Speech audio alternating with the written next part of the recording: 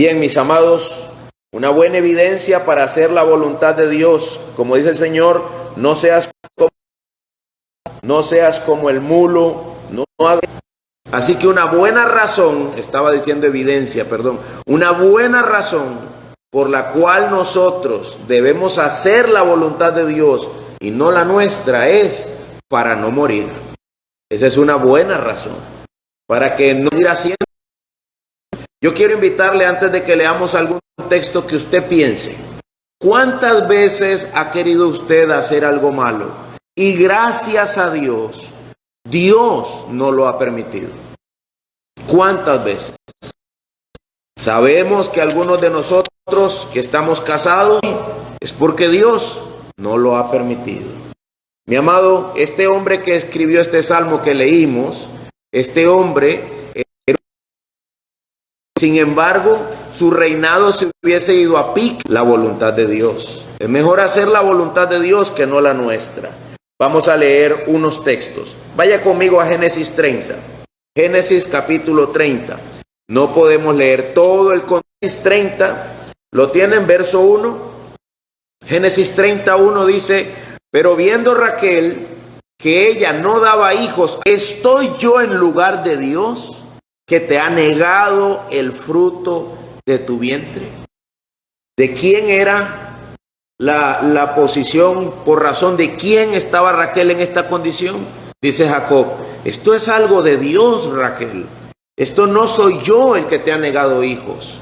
Es Dios el que así lo ha querido. Y tomen nota de lo que ella dice: hijos o me muero. Dame hijos o me mato. Dame hijos o mejor estaría yo muerta. He aquí la voluntad de Raquel. Efectivamente, Raquel tuvo un hijo, pero su segundo hijo, vaya conmigo a Génesis 35.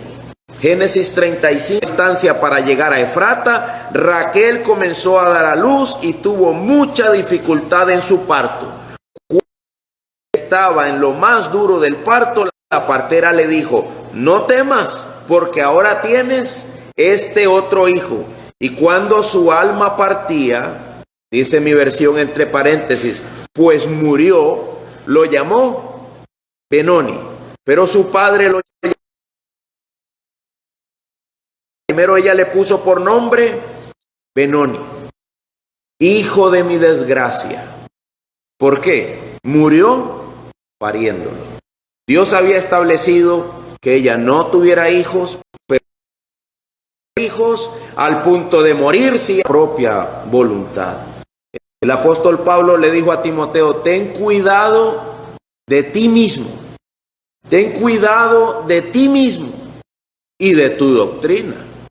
Pero primero, tu propia voluntad. Tú entienden que te pueden apoyar, que pueden orar contigo, que tú no necesitas mucho como para decir: hermanos, ayúdenme a orar para que yo no haga mi voluntad, no quiero pecar. Aquí estoy, ayúdenme a orar. Quiero confesar mis deseos de pecado. Quiero tener una cerca, una senda derecha de justicia. Quiero que ustedes me ayuden para que yo... A los hermanos que el Señor ha puesto dentro de la iglesia. Cuando usamos a los hermanos que el Señor ha puesto dentro de la iglesia, nosotros nos apoyamos para no pecar, para que no se para que se haga la voluntad de Dios a uno mismo. Y nosotros estamos hoy diciendo que es una exhortación, unas palabras de ánimo buenas para el alma. Decir: hágase tu voluntad, la de Dios y no la mía. Para que no quede... Decía un predicador: necesitamos más ejemplos de la Biblia. Números 11, verso, ya no de una mujer, sino de un grupo de personas que estaba entre ellos, tenía un deseo insaciable. Y solo los populachos, no, también los israelitas. En esta salido y va por el desierto para comer. Ahora estaban pidiendo carne. Ahora codiciaban, querían, tenían una idea, ellos querían carne. Vaya conmigo a Números 11 ahora. Números 11, 18 al 20. Carne, pues han llorado a oídos del Señor, diciendo, ¿quién nos diera de comer carne? Porque nos iba mejor en Egipto. El que han rechazado al Señor que está entre ustedes y han llorado delante de él diciendo, ¿por qué salimos de Egipto? Salten conmigo sobre la superficie de la tierra, verso 32, y el pueblo estuvo levantado todo el día, y vean cuánto más, toda la noche, y cuánto más, y todo el siguiente día, ¿haciendo qué? Recogiendo codornices. Este pueblo quería carne, Dios dijo, van a comer carne. Cuando Dios dio la carne, el pueblo no paraba. Era una codicia tremenda por hacer su voluntad. Todo el día y no les bastó con eso. Toda la noche y no les bastó con eso. El día siguiente más, sigo leyendo ahora. Pero mientras la carne, preste atención, mientras la carne estaba antes que la masticaran, la ira del Señor se encendió contra el pueblo y el Señor hirió al pueblo con una plaga muy mala. Por eso llamaron a aquel lugar Kibrot Ataaba, porque allí sepultaron a los que habían sido codiciosos. Es correcto decir, hágase tu voluntad. El Señor es, ¿se acuerda del tiempo del domingo pasado? El Señor es que haga lo que bien le parece. Es mejor que se haga la voluntad de Dios y no la mía. Mi amado, esto es suficiente razón para que a partir de un mente amansado le ponen un freno metálico en su boca para que responda, porque al simple bozal él no le hace caso. Él necesita de herramientas horribles. Algunas tienen unos pinchos para que cuando le jalan la lo de esta tierra. Dice el Señor, no me lleves hasta ese punto.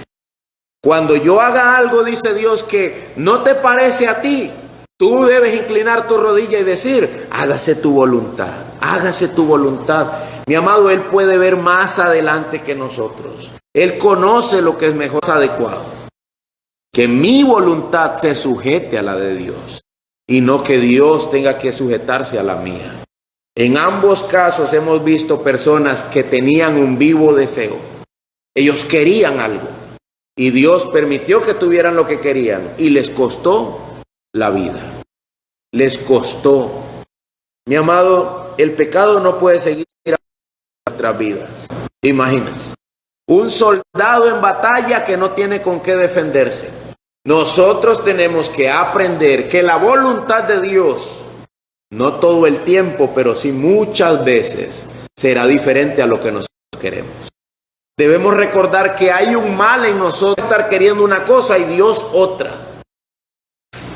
Un soldado necesita armadura, necesita arma, necesita equipaje para la pelea. Nosotros necesitamos aprender a hacer la voluntad de Dios. ¿Qué dijo el Señor que íbamos a hacer? Alguien va a ser blanco de varios disparos, más vale que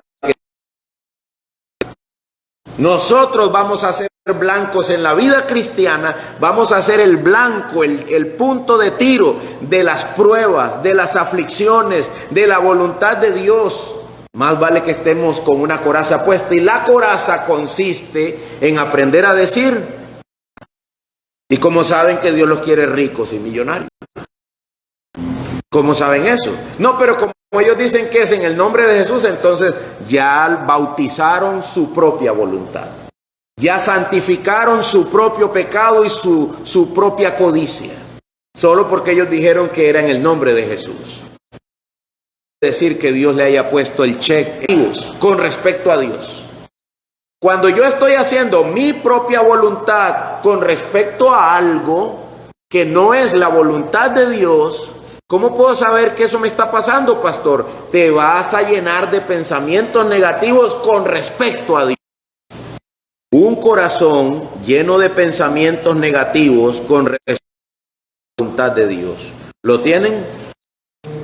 Dice Asaf, así se llama el que escribió el Salmo, al ver la prosperidad de los impíos. ¿Sabe que Asaf decía algo así? Ay Dios, ¿por qué a mí no me estaba pensando? ¿Por qué yo no soy tan bendecido como esa gente?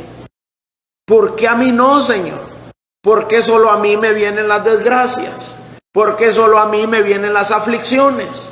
El Salmo de Asaf dice que los ricos, ojos brotados, de gordos que están, no tienen pesares, ellos no tienen aflicciones, ellos están de fiesta en fiesta. Estábamos hablando, para hablar de nuestro contexto, estábamos hablando con mi padre sobre las pensiones de lujo. En Costa Rica, gracias, y siendo yo un santo, véalo, Salmo 73:13. Salmo 73:13. ¿Qué dice ahí? Vean qué terrible conclusión a la que Asaf había llegado. En vano he guardado puro mi corazón. Para nada le hice caso a Dios. Ya habían pasado estas ideas por Asaf. Si usted sigue leyendo el Salmo 73, se va a Asaf, gracias a Dios, llegó a decir: enfermedad mía es esta, soy yo el que está pensando erradamente. Yo era como un mulo, dice Asaf, yo estaba pensando como una bestia, no estaba razonando correctamente, pero en su momento se pudo saber que no se estaba sujetando a la voluntad de Dios porque tenía el dolor, que como si no estuviese todo en el control soberano del buen Dios. Nosotros debemos pensar, pero debemos cuidarnos de no llenarnos de amarguras, porque cada vez que decimos algo contra lo que me está pasando, estoy diciendo algo contra Dios. Adán dijo: ¿qué es que pecó? Dice: la mujer que tú me diste. Ella me dio del árbol y yo comí. Él implicó, dicen algunos teólogos, a Dios dentro de su pecado, dentro de su responsabilidad. Él dijo: Señor, tú, mi amado, recuerda. No, pero decimos: ay Señor, ¿por qué permitiste que yo me metiera en esto? Pero si fui yo el que entré en eso. ¿Me explico? Todo está en el gobierno de Dios, el Señor todo lo controla, pero el que peca y se mete en pecado soy. Decía: si Eddie, el carro lo compré yo, es cierto. Fui yo el que lo compré. ¿Me explico? ¿Qué tengo que asumir? Mi propia responsabilidad. Dejar de culpar a Dios y a lo que me está pasando, asumir mi responsabilidad, consciente de lo que compró, pues échelo a la chatarra y pierda para ganar y siga haciendo la voluntad de Dios. Mi amado, hay muchas maneras en que nosotros muy sofisticadamente no hacemos la voluntad de Dios y nos llenamos de amargura y resentimientos. Biblia, lo que debo hacer es buscar que el nombre del Señor sea exaltado. Pero me dicen: hermano, oremos. Y usted dice: no sé si quiero orar, estoy bravo. Yo no sé si quiero pedirle a Dios porque estoy en mi pecado. Eso es evidencia de que no estoy haciendo la voluntad de Dios. No quiero hacer lo que sí estoy llamado a hacer. ¿Qué estamos llamados a hacer? Primera de Tesalonicenses 5:16. Primera de Tesalonicenses, ¿verdad? Viene usted con la queja. Usted viene con la queja donde el pastor pide consejería y es porque tiene un problema. Quiere quejarse. Y el pastor le dice: hermanita, hermana, leamos no la de Dios. No quiere estar gozoso. Oremos. Yo lo que quiero es que esto se resuelva, pastor. No quiere orar. Sabe su responsabilidad, pero no la hace. Es evidencia de que no estoy haciendo la voluntad de Dios. Palabra de Dios. John Piper dice que sus padres eran predicadores itinerantes, andaban por todos lados evangelizando, y en uno de sus viajes en otro país murió la madre. Recuerda ir con su papá a recoger el cuerpo al aeropuerto. Dios sabe. Todo el camino, dice él, de regreso del aeropuerto. Ahí veníamos, mi papá del otro lado del cuerpo, yo de este lado del cuerpo de mi madre, y mi padre.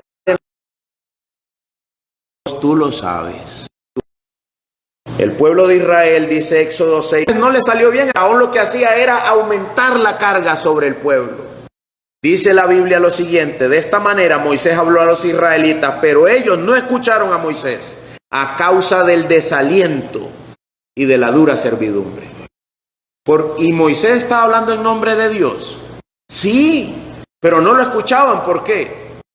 Estaban desanimados. El desánimo, porque la situación no era como ellos querían. Me imagino que la primera vez que Dios nos va a liberar, acaba de hablar conmigo en el desierto, vengo para eso. Qué bueno, vaya, hable con el faraón. Fue y habló con el faraón, y es el faraón, esa gente está de vaga. Aumentenle el trabajo y denle menos materia prima. Y Moisés vino la segunda vez, dice Dios que... Tercera evidencia de que no estoy haciendo la voluntad de Dios. Intentamos librarnos por nuestros propios medios. Una evidencia de que no estoy haciendo la voluntad de Dios. Intentamos librarnos de la aflicción por nuestros propios medios. Me metí en una deuda, compré un carro malo, trato de hacer un MacGyver, dañando la vida de otro. Salí de la aflicción cargando a otro de lo que era mi responsabilidad. Cuando uno está constantemente en problemas y en un mismo tipo de problema, yo creo que Dios quiere que yo aprenda algo de ese problema y no que yo me salga del problema por mis propias manos. Debemos estar atentos, vienen aflicciones a nuestras vidas, sí, nos metemos en negocios. Pastor John Piper, revisa el acta de matrimonio y pídele al marido que está en tu casa que te enseñe las propias manos del hombre de algo tan tremendo como quitar la vida de una persona. Estoy saliendo de mis propias manos de una aflicción que Dios ha permitido que llegue a mi vida, y si es por pecado, peor. Si es por andar en una vida deshonesta y ahora quiere abortar, peor. Mi amado, la Biblia nos enseña a nosotros que nosotros no debemos salir por nuestras propias manos. ¿Quiere un ejemplo? Romanos 12:17. ¿Qué hago cuando tengo un enemigo? No, a mí el que me las hace, me las paga. ¿Qué dice la Biblia en Romanos 12:17? Romanos 12:17. Nunca paguen a nadie mal por mal. No salgas por tu propia mano. ¿Me explico? No salgas por tu propia mano. No pagues mal por mal. Si pagas mal por mal, estás saliendo de la aflicción por tu propia mano. No hagas eso. No hagas eso. Una vez contó un pastor que su hermano mayor de sangre le dijo: ¿por qué siempre respondes como si yo no te estuviera lastimando? Este pastor dice que su hermano mayor siempre quería lastimarlo. Y él siempre estaba ahí sosteniéndole la escalera, siempre estaba ahí ayudándole a pintar el techo, siempre estaba ahí ayudándole a cortar el zacate, hasta que un día el hombre dijo: ¿por qué eres así? Siempre estás ayudándome y yo estoy tratando de lastimarte. Hasta que él pudo compartir la razón. Por la causa de Cristo. Por la causa de Cristo. Lo que este hombre estaba diciendo era: yo podría salir de tu maltrato resolviéndolo con mis propias manos, pero no lo voy a hacer. Voy a sujetarme al Señor. ¿Se acuerdan de David cuando estaba huyendo? Y un hombre vino y le profirió malas palabras y le dijo: te está bueno lo que te está pasando. Y sus hombres decían: ¿lo matamos, rey David? Y él dijo: déjenlo. Si el Señor le ha dicho que me maldiga, que así sea. El Señor es. Que haga lo que bien le parece. Esta es una buena enseñanza. Dice la Biblia: estad quietos y vean que yo soy Dios. No salgan por su propia mano de la aflicción. Asegúrate de no estar manipulando tu momento de angustia. Asegúrate de no estar tú tratando de salir de la aflicción por tu propia mano. Hay cosas que nosotros debemos hacer. El caballo se alista para la batalla, dice la Biblia. Nosotros tenemos que trabajar, pero a veces, a pesar de lo bueno que hacemos todo, las cosas no salen como nosotros queremos. No las manipules, no las manipules. No trates de salir por tu propia mano. A veces a nuestros hijos se les ocurre que hoy se ponen una camisa negra. ¿Les ha pasado a los padres? Y lo que quiero decir con eso de la camisa negra es algo que da una mala impresión, algo que uno no quisiera que ellos transmitan. Y me doy cuenta que tal vez la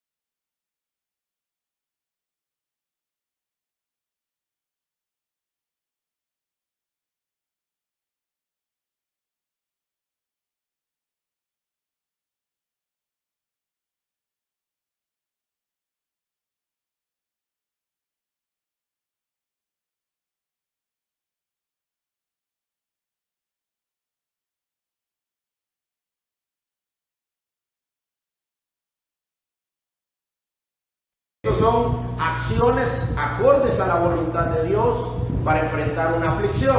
O si está usando ira, enojos, pleitos, contiendas, esos son medios humanos. Manifiestos son las obras de la carne, dice la Biblia. Son manipulaciones del hombre de lo que está pasando en su entorno. Mi amado, considera siempre, quiero terminar invitándolos a la próxima sesión el domingo siguiente, para que nos demos cuenta qué podríamos considerar cuando estamos en la aflicción. Eso vamos a hablar la otra semana. Pastora, la Biblia dice que yo medite. ¿En qué puedo meditar en los momentos de aflicción? A partir de la otra semana vamos a hablar sobre eso. Así que terminemos leyendo Eclesiastés 7:13. Eclesiastés 7:13. Eclesiastés 7:13.